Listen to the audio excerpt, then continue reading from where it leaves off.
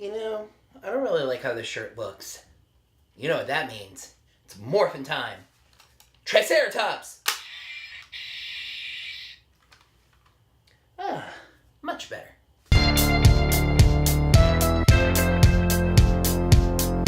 Hello there, boys and girls, and welcome to the show that's about gaming and video games and the video form of gaming thereof.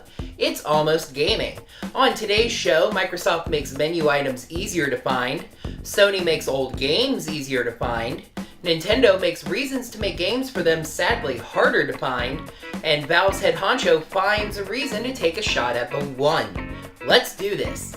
This may be a first, but we're going to start the show talking about PC gaming news. Randomness at its finest, kids. This segment may eventually become a Steam Box report because that's been dominating PC gaming news lately.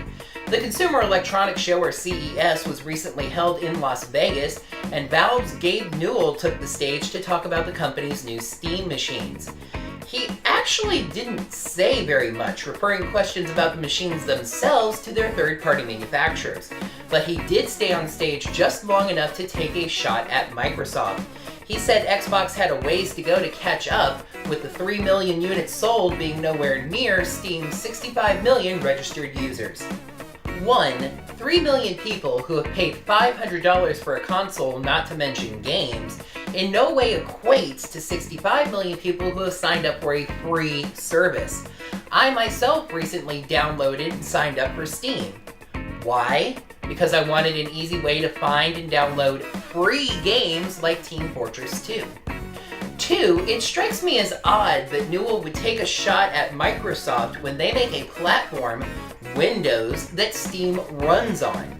I mean, I get it. He wants to showcase the Steam machine as its own device that doesn't need Microsoft anymore. But wouldn't it be better to wait until the Steam machines actually hit the market and he can brag about real sales numbers? Pretty much all the details of the first 13 Steam machines were revealed at the show, pricing as low as $500 and as high as $6,000. The beta for the machines is still ongoing, and it's unclear at what point they'll go live to market. Sony is next on our news list, and the PS4 makers recently made a big announcement. Do you remember back when Sony acquired Gaikai? I hope you do, because I kind of mentioned it last week. But anyway, Gaikai is a service that specializes in streaming games, and at CES, Sony finally announced their plans for it. Sony's calling their new game streaming service PlayStation Now, and plan to roll it out on the PS4, PS3, PS Vita, mobile devices, and certain televisions such as the Sony Bravia. Yes, soon you will be able to play Sony games on a TV without a console. There'll be a per-game rental fee or a subscription-based model, so you can zero in on that PS3 game that you missed or lazily browse the libraries.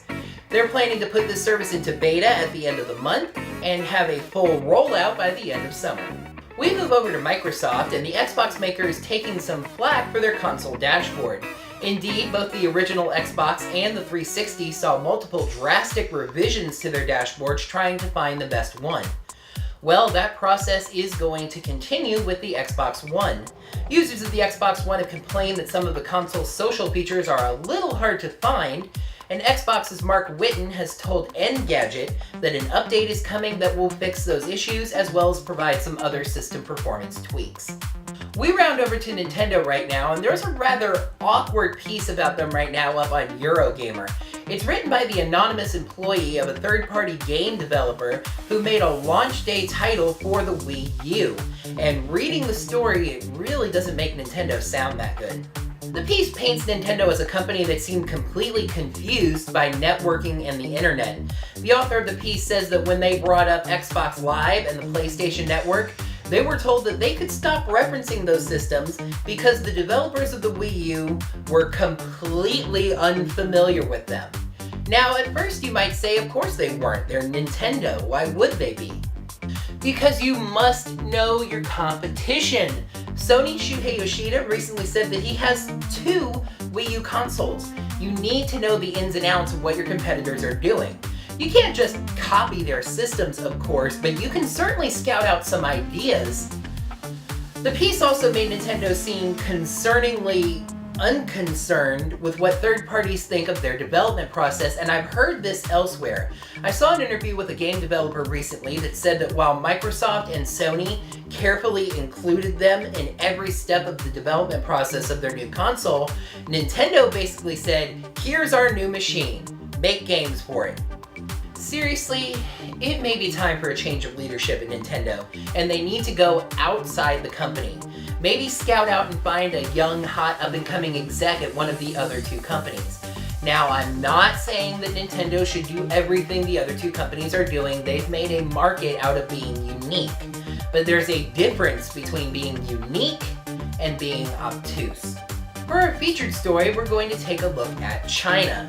China has had a long-standing ban on foreign video game consoles, but finally lifted it recently.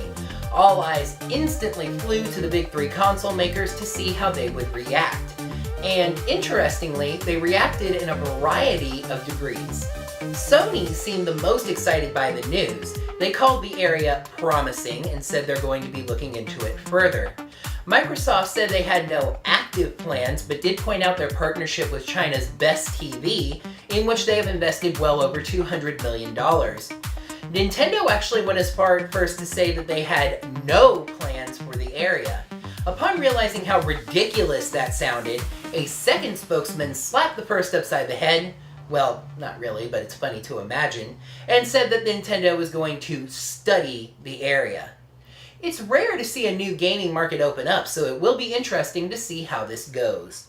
Well, that is going to do it for another edition of Almost Gaming. Please like the video by clicking the like button down below. Leave us a comment or a question. Subscribe to the channel. Share this video with your gaming friends. And find us on Facebook and Twitter.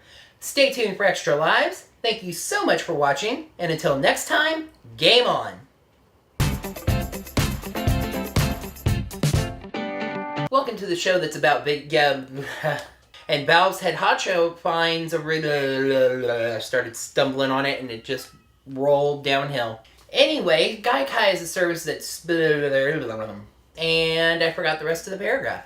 They're planning for both a rental fee type situation, blurgle fligging maggot, and the Xbox maker is taking some flack for their console dashboard. See, dang it. There's a rather awkward piece written by an anonymous that made a written by an anonymous third-party developer written by the anonymous employee. And there's a rather awkward piece about them right up. The author of the piece says that when Nintendo was you do, don't you? You do, don't you? You can't just copy their systems, of course.